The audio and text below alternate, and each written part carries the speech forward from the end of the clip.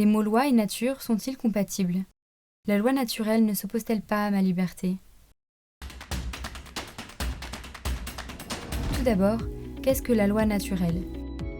La loi naturelle n'est pas une loi physique ou une loi que l'homme s'est donnée à lui-même.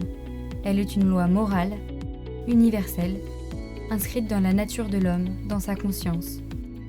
Mais alors, comment comprendre une loi naturelle qui guiderait l'action de tous les hommes? Nous avons tous entendu un enfant s'exclamer « Ce n'est pas juste » devant une injustice. Nous avons tous vécu des émotions partagées à l'échelle planétaire.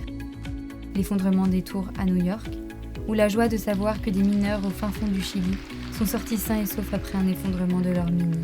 Ces moments montrent l'expérience spontanée d'une conscience du bien et du mal, une conscience morale.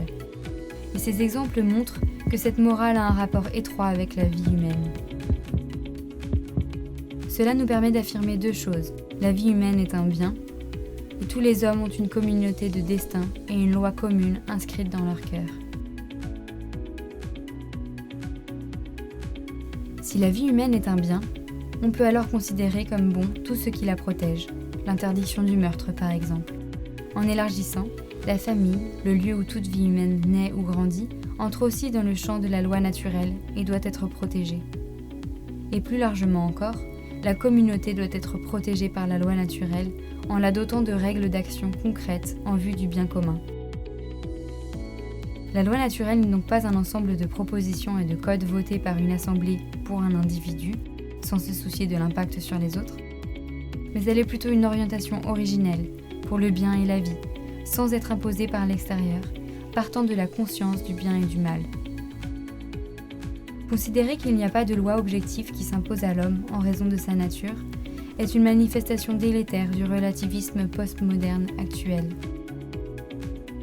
Mais l'unité du genre humain, la dignité de la personne humaine et une éthique universelle ne peuvent être fondées sans référence à cette loi naturelle, transcendant les cultures, les époques et les religions.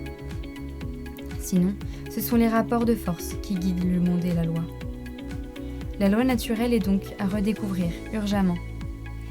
Elle n'est pas une idée antique ou un concept démodé à l'ère de la technoscience.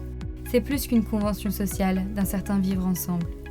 Elle est une boussole pour agir et décider librement, en vue du bien, au milieu des préceptes et injonctions sociales qui semblent parfois si contradictoires.